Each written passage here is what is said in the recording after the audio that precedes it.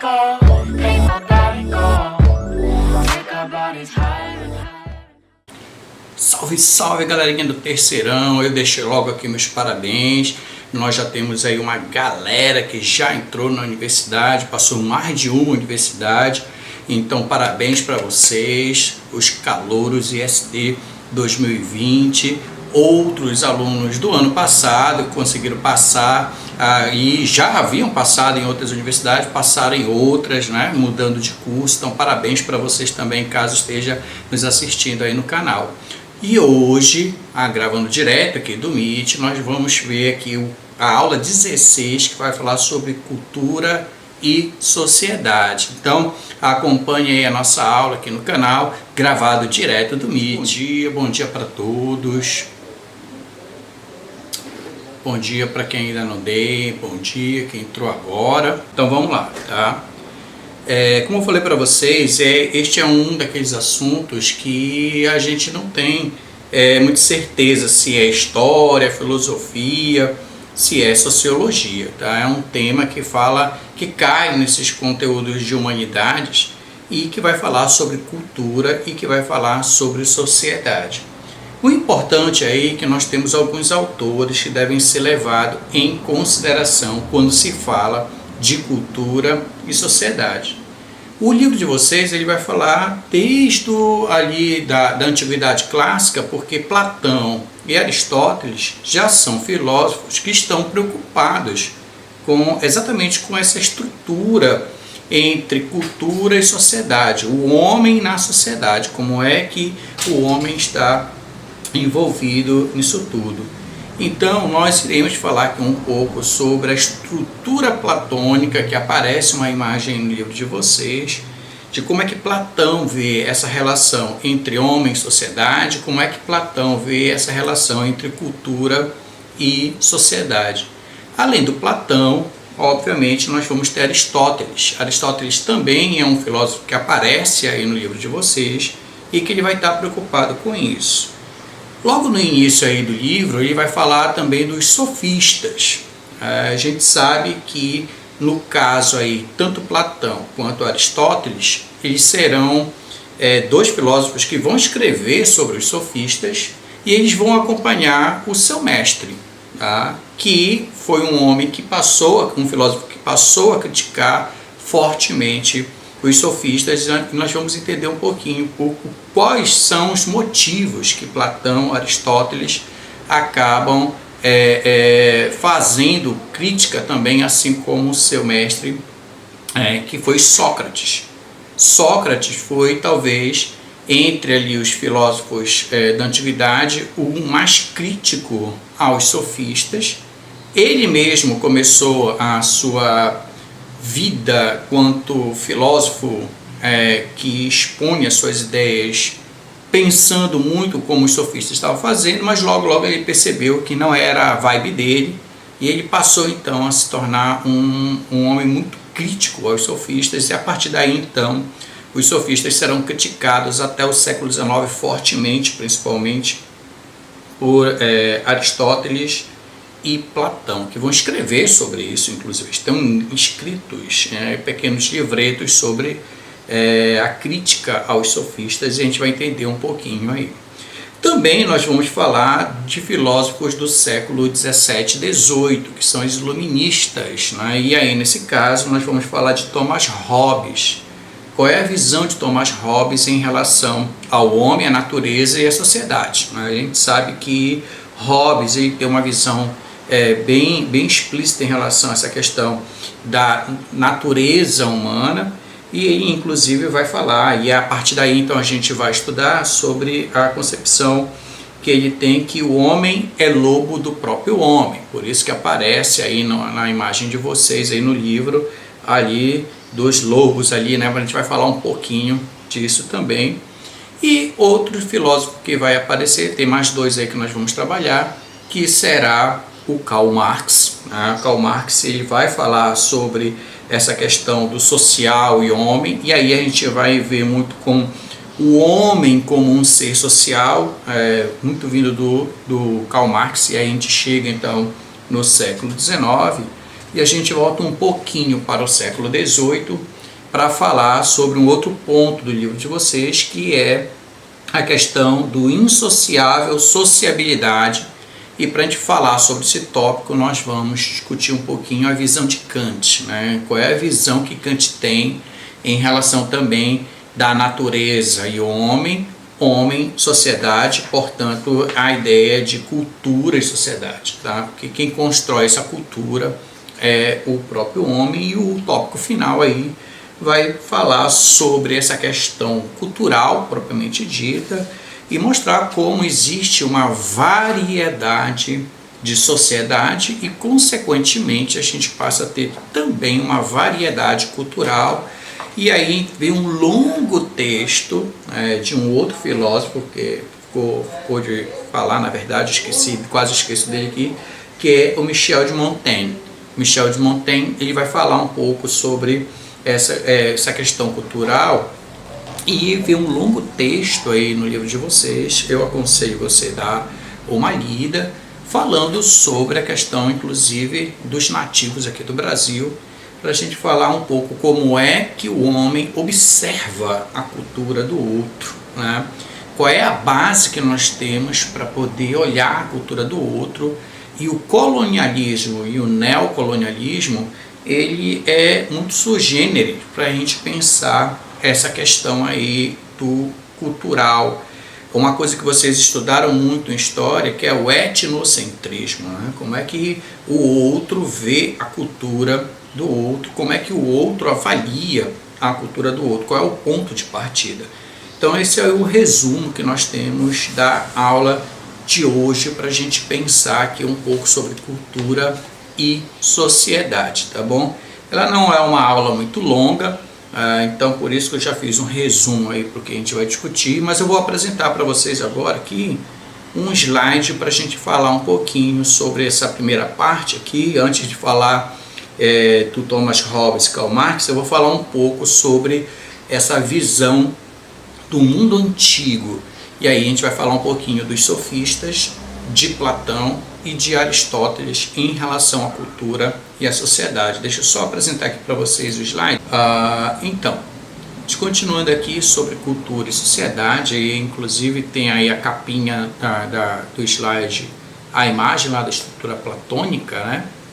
É bom a gente se lembrar o seguinte, que quando se fala sobre esse tema, é um tema que vem desde a antiguidade clássica, e os próprios filósofos acabavam se perguntando, né, sobre o que é sociedade. É uma pergunta muito comum entre os filósofos clássicos, e não só entre os filósofos clássicos, mas com toda uma geração de filósofos até hoje.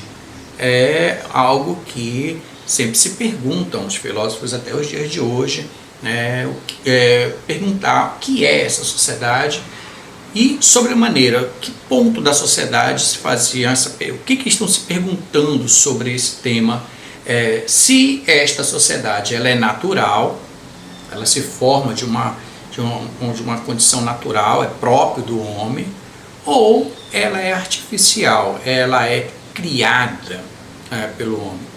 Então, se a vida organizada coletivamente é necessária e universal, ou se é uma invenção humana, assim como a própria cultura. Então era algo que vem desde a antiguidade clássica. E aí aparecem os sofistas, tá? Quem são esses sofistas, professor? Eu não estou lembrado esses sofistas. Bom, eles eram homens que achavam, assim, que eles acreditavam que eles podiam ensinar a virtude para outra pessoa. Este é o ponto principal que você deve lembrar para a prova. Sócrates, Platão, depois vai destilar todo o seu ódio aos sofistas. Platão vai começar a escrever, porque a gente sabe que Sócrates ele não tem obras escritas, né? Ele era um cara do diálogo. E Platão não, Platão ele já vai escrever sobre os seus pensamentos, assim como Aristóteles. Então Platão ele vai destilar todo o ódio aos sofistas, porque ele vai dizer que é impossível ensinar virtude. E que por conta disso, esses sofistas que ensinavam oratória para você se tornar um bom político. Eles vão atuar muito em Atenas, que tem uma vida política muito, pulsava a política em Atenas. Tá aí Sócrates, tá aí Platão, Aristóteles vivendo em Atenas. E esses sofistas, eles eram itinerantes, eles andavam por toda a Grécia com esse propósito de ensinar oratória, você falar bem, ensinar gramática, porque você precisava falar de uma forma que conseguisse ser entendido ou não, mas as pessoas, assim, olha, esse cara fala muito bem, não entendi nada do que ele falou, mas achei muito bonito o que ele falou. Meio que muitos políticos usam até hoje, é um meio comum, inclusive na política atual, o discurso, a oratória. Muitos políticos usam dessa ferramenta para conseguir votos e conseguem. E os sofistas, eles acreditavam que eles podiam ensinar qualquer pessoa que tivesse vontade de aprender, eles podiam ensinar a oratória, a gramática, portanto ensinar a virtude. Só que eles cobravam por isso. Era como se fosse uma atividade remunerada para esses filósofos, esses pensadores ditos sofistas. E isso irritou muito Sócrates e irritou também Platão, que eles diziam que isso era impossível. A virtude, ele não vem, não pode ser ensinada, ele é do homem ou não. Você tem ou não tem virtude. Você pode se tornar uma pessoa virtuosa, independente de você ensinar ou não, isso não vem pelo ensinamento. Então os sofistas, eles acabaram sendo um grupo muito criticado por Platão e Aristóteles. Bom, como diz o texto de vocês aí, os sofistas, eles entendiam que a organização social da polis, que a gente está falando aí da cidade-estado, era uma convenção criada pelas pessoas, porque era mais útil viverem juntos do que isolados. Era o pressuposto aí dos sofistas. Portanto, as pessoas inventavam suas leis de convivência cujo objetivo era garantir a própria justiça. No entanto, se a polis era uma convenção social, então ela poderia ser diferente, ter outra estrutura ou até outra finalidade, não é? Sempre se perguntam isso. Então, na verdade, a estrutura criada na sociedade para os sofistas, já respondendo à pergunta que começa esse capítulo, aí é que ela não é natural. Para os sofistas, então, a sociedade e, consequentemente, a cultura, ela é artificial, criada pelo homem para satisfazer os desejos dos homens, as vontades dos homens. Então, para os sofistas, já respondendo aí a pergunta, esta sociedade, ela era artificial. Então Platão, ele também vai falar sobre essa estrutura, né, que é a cultura e a sociedade. Então ele vai falar o seguinte, que uma estrutura natural, para Platão observou uma estrutura natural na sociedade, ao contrário dos sofistas, tá? Isso é importante, tá?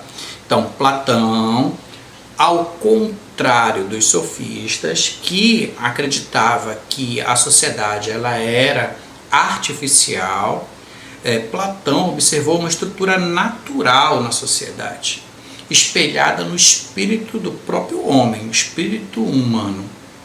E aí, então, ele vai escrever sobre esse espírito, que nós vamos chamar de estrutura platônica. Então, assim, a alma humana, a gente sabe que ele vai falar, e inclusive ele usa essa expressão, né? A tradução para o grego é exatamente essa, alma, espírito, elas se confundem na tradução, seria dividida em 3 partes. Então ele faz isso, ele divide a estrutura. No teu livro aí você pode acompanhar essa estrutura, como é que ela fica, mas ela também está aqui no vídeo para quem está acompanhando aqui no canal. Estou deixando aqui essa estrutura para você observar. Então, que partes são essas? A parte que deseja, buscando, portanto, a satisfação das necessidades, dos prazeres do corpo.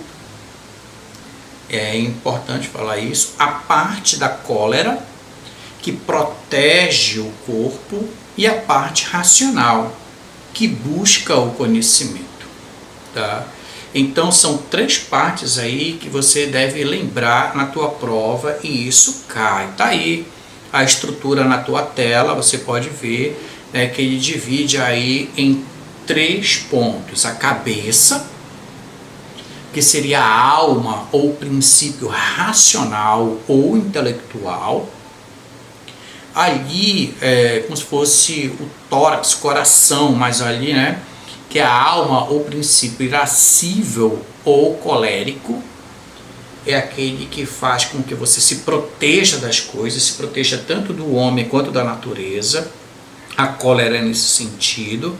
Na pandemia, o que você está fazendo? Você, eu vou fazer meu isolamento social. Você está com medo de ficar doente. É comum. Então, essa é a cólera que a gente está vivendo agora, né? Nesse sentido que ele está falando. E aí você, né, então, usa no sentido de defender o teu corpo. É esse princípio que ele vai usar, uma das estruturas. E outra estrutura que está ali mais na parte do abdômen para baixo, né, que que ele vai chamar de alma concupiscente ou desejante, né, tudo aquilo que você deseja. Então, quando a gente fala, segundo Platão, os seres humanos e a polis, porque ela acompanha essa estrutura também, ela acompanha a própria estrutura humana, possuem estruturas semelhantes. Questão de prova, vou repetir, cuidado com isso. Para Platão, os seres humanos e as polis, elas possuíam a mesma estrutura, que é essa que eu acabei de falar, a estrutura platônica. Os humanos são dotados, portanto, de 3 almas ou 3 princípios de atividade, que é a alma concupiscente, que está aí aparecendo na imagem. Aí você tem que associar o quê? Você tem que associar a satisfação das necessidades do corpo, a procura do prazer, tá? Então, a gente não confunda prazer nesse sentido aí com questões sexuais, que é muito comum, principalmente aí na idade de vocês, tá? Mas não somente, tá? Prazer é o sentido de satisfação, tá bem claro aí na imagem de vocês, tá? Então você pode ter prazer, por exemplo, em jogar futebol. E aí esse prazer ele é tão grande em jogar futebol que você deixa de estudar para o vestibular. E aí cai uma questão do vestibular que é exatamente aquela que você deixou de estudar porque você foi pelo prazer de jogar, né? E essa questão foi a que te tirou a última vaga do vestibular. Deu para entender o que eu quero falar? A satisfação, o desejo, o prazer de jogar futebol acabou com a tua questão racional. Olha, até tenho desejo, até tenho vontade, mas racionalmente eu tenho que ficar para estudar, porque esse ano é ano de vestibular, é um ano perdido. E aí, então eu vou ficar para estudar, porque amanhã, depois eu posso jogar futebol. Mas eu não quero ficar mais um ano estudando para fazer vestibular. E aí tu usou a razão e acabou estudando e acabou caindo na prova do vestibular, aquela questão, e tu passou, né, por conta disso. É isso que o Platão está falando, tá?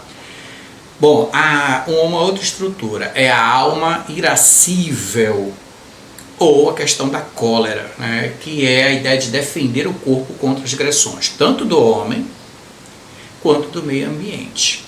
Ela está ligada à agressividade, porque isso é assim, Platão vai dizer que você tem assim, um estalo, né? Tá.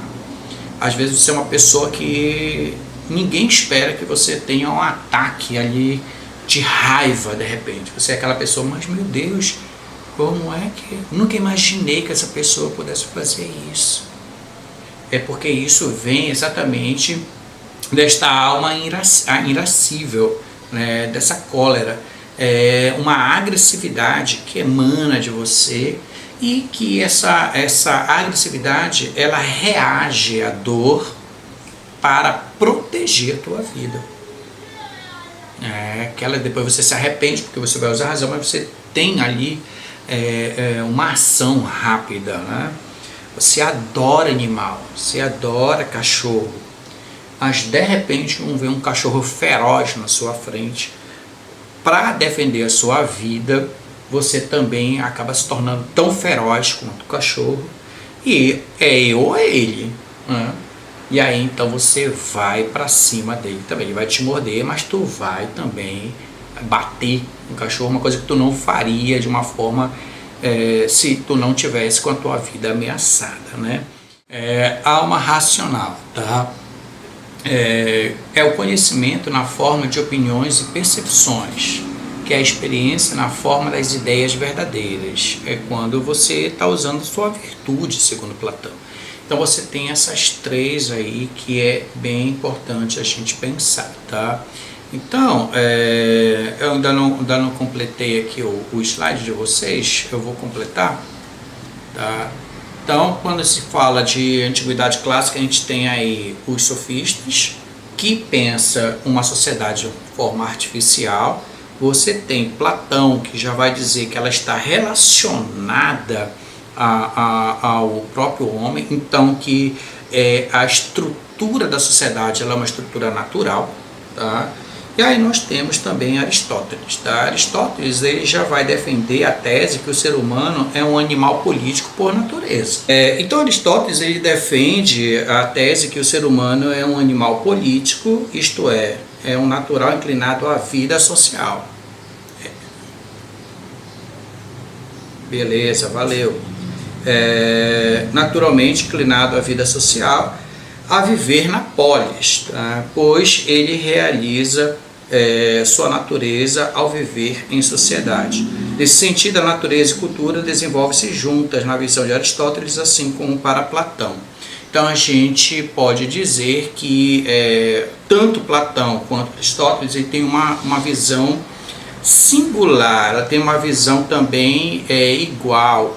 Esse que é o ponto para a tua prova, tá? A gente sabe também que Aristóteles ele é um discípulo aí de Platão. O que a gente tem que tomar cuidado na prova em caso de parecer alguma diferença? Como é que eu vou saber se é Platão ou Aristóteles, professor? É que Platão ele fala muito dessa organização a partir da alma, da estrutura, né, que é do próprio homem. E o Aristóteles, normalmente quando cai na prova do Enem, ele enfia a política aí no meio, porque ele vai dizer exatamente como nós vimos, que o homem ele é naturalmente um ser político. Tá? E como isso é natural dele, e por ser político, ele está inclinado a uma vida social. O homem ele não consegue viver sozinho, exatamente por essa essência do homem, essa essência política, a necessidade de viver sempre em sociedade. Tá? Eles vão a partir desse princípio. Um outro filósofo que o livro apresenta aí é o inglês Thomas Hobbes. A gente sabe que o Thomas Hobbes ele é dono de uma frase que cai pra caramba em prova de vestibular por aí, que é o homem é o lobo do homem, do próprio homem. O próprio Karl Marx, você vai beber dessa fonte que é o próximo que nós vamos ver.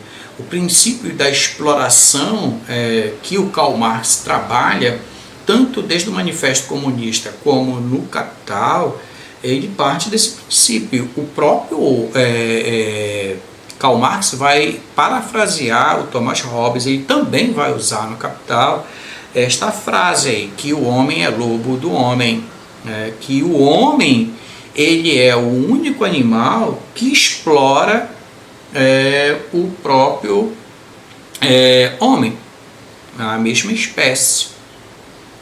Era o princípio do iluminismo. Eu não vou entrar aqui porque eu não sou biólogo, mas deve ter algum animal que deve explorar o da própria espécie também, eu não sei, né? Não vou entrar no mérito, mas se você parar e pensar,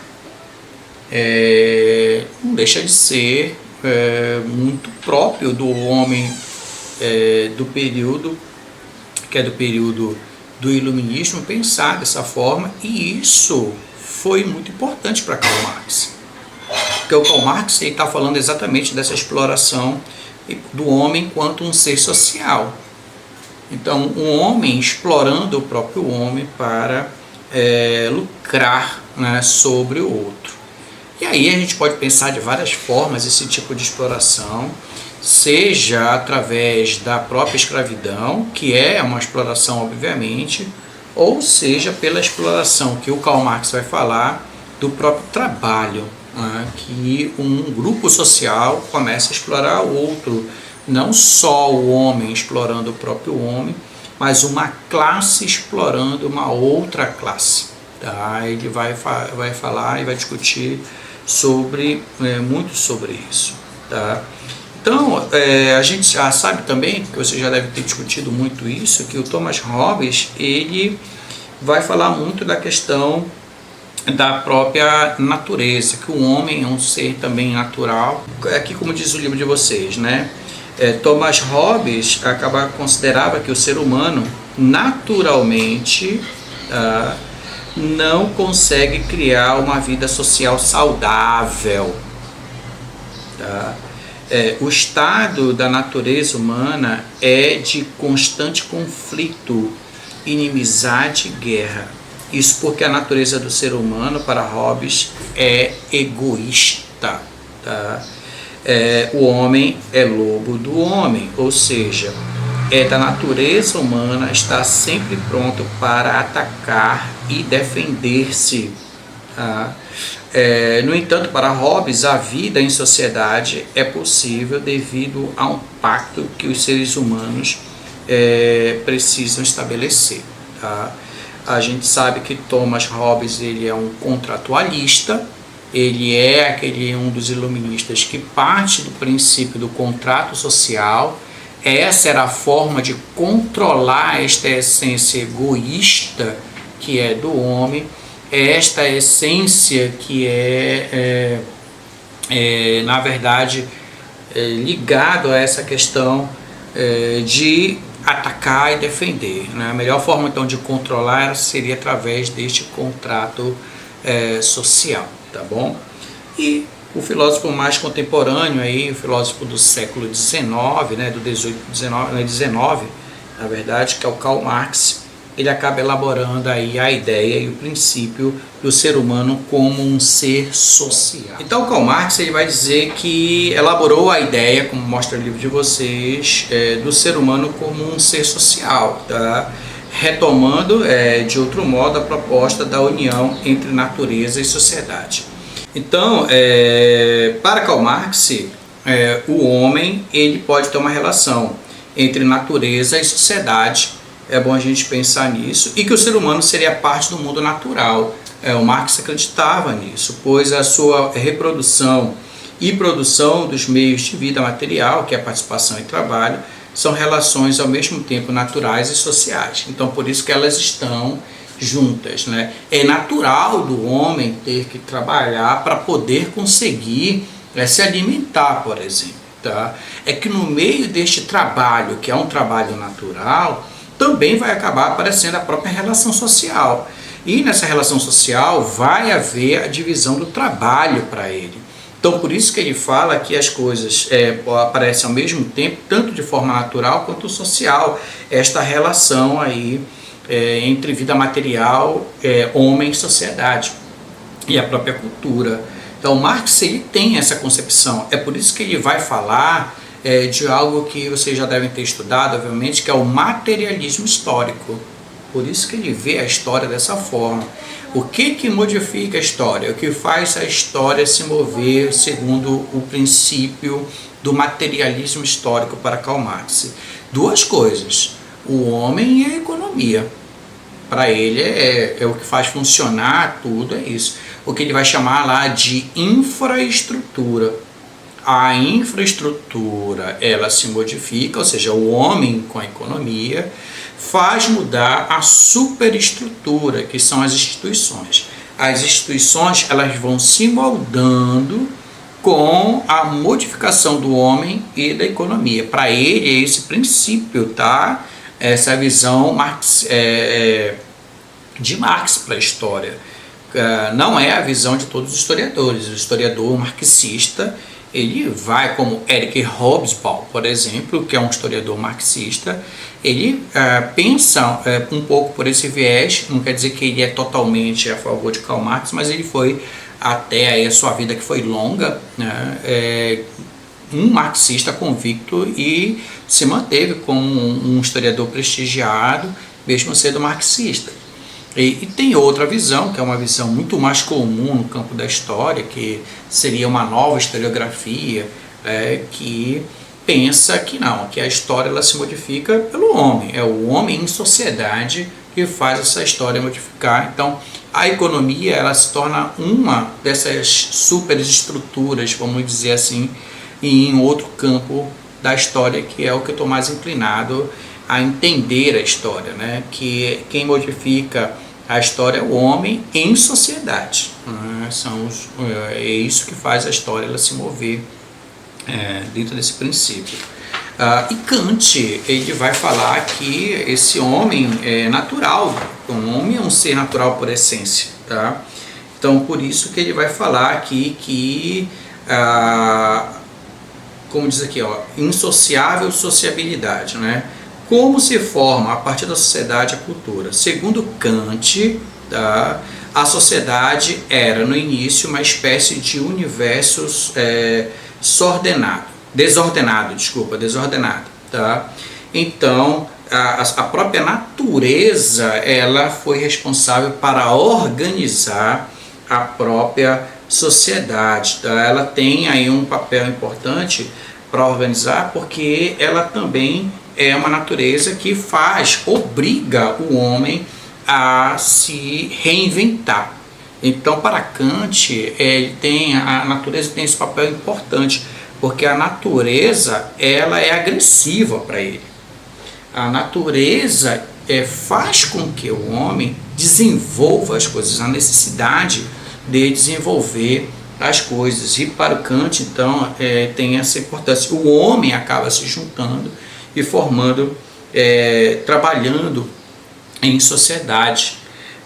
E a cultura acaba sendo produzida, essa sociedade em si, ela acaba produzindo uma cultura. É bom a gente lembrar que a cultura ela é uma cultura muito singular de cada sociedade. E nós temos a tendência de avaliar a cultura do outro a partir da nossa. E eu falo isso em todos os sentidos, tá? Eu sou um cara que curto música clássica. Então, eu me considero culturalmente superior ao cara que, por exemplo, curte a cultura pop sertaneja, que curte a cultura própria das aparelhagens. E eu acabo julgando esse outro a partir da minha cultura. Considero a minha superior à cultura do outro. Tem a cultura religiosa, né? Eu sou de tal religião, o cara é do capeta, o cara é do satanás, ele faz macumba, então ele é do satanás. Então eu julgo a cultura religiosa do outro a partir da minha, considerando que a minha é superior, que a minha é melhor, em todos os sentidos da coisa. E isso é próprio do homem, tá? Desde que o homem se forma em sociedade, a tendência de você querer impor a sua, considerando que a sua é superior ao outro, não procura entender a relação que aquele outro está fazendo das suas atividades. Inclusive o livro de vocês vai mostrar aqui, por exemplo, a partir de um texto que é como leitura complementar do Michel de Montaigne, falando sobre os canibais no Brasil, por exemplo. E até entender que no Brasil tinha canibalismo, professor? Tinha. O canibalismo tinha, inclusive na Europa também. Grupos europeus também foram canibais. A questão é você entender qual é a visão que está tendo. O texto aqui ele vai falar de uma coisa chamada antropofagia, tá? Vai falar de uma coisa chamada antropofagia. E a gente sabe que a antropofagia, ela não deixa de ser um canibalismo, se você for ver pelo viés biológico da coisa. Mas a gente também tem que entender que existe uma ritualização para devorar o inimigo. Não era uma coisa automática. Eu estou com fome, vamos ali ligar para o iFood da mata que vai trazer uma perninha assada da hora. Não era um negócio desse jeito. Tá? Lá vem o cara ali correndo na mata com uma cabeça bem cozidinha lá, porque o cara tá com fome, tá a fim de comer, devorar o inimigo. Não funcionava desse jeito, né? Existia toda uma ritualização para você matar o inimigo, tinha uma questão da responsabilidade ao matá-lo, tinha uma questão também da honraria em matar o inimigo, em devorar o inimigo. Partes do corpo daquele inimigo vai ser devorado por um grupo X da tribo. Então o europeu nunca conseguiu entender isso à primeira vista. O que ele entendia? Eu posso ser o novo prato, né? Eu vou entender por toda uma concepção anterior que eu tenho, que inclusive é uma concepção que se pensava de bruxaria. Tanto é que as primeiras imagens que nós temos, ou pinturas que nós temos, que são feitas na Europa, desses rituais, são rituais iguais de bruxaria, né? Num tacho sendo cozido, como as bruxas faziam, era a mentalidade, porque os primeiros desenhos, xilografuras que nós temos, são de homens europeus que estão lendo relatórios ou diários de homens que estiveram aqui. Então é a subjetividade da subjetividade. E às vezes isso aparece, tem gente que, inclusive hoje, século XXI, vê aquela imagem no livro didático e ele acredita que era aquela forma, né? Se o professor não falar ali, ele acaba assimilando, a partir daquela imagem que ele vê, todo o universo. Então tu imagina o homem do século XVI pensando isso, tá? O homem do século XVI assistindo uma ritualização dos povos pré-colombianos, né, que era com sacrifício, arrancar o coração da pessoa viva para oferecer inclusive para os próprios europeus que estavam sendo considerados como deuses. Então tu imagina, tu é cristão, tu chega ali, tu é visto como um deus, aí tu se acha, aí tu é colocado ali em frente ao altar, e aí vem um mestre lá de cerimônia, rasga o peito do cara, o estômago, né, na verdade, enfia a mão e arranca o coração e leva lá para ti.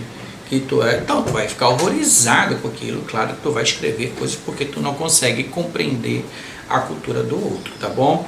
Então era esses temas aí que eu tinha para falar com vocês hoje. Já deu o horário, né? A gente se vê, gente, na próxima aula. Fiquem com Deus e de novo parabéns aos calouros. A gente se vê na próxima aula. Grande abraço para vocês, tá? Beijão.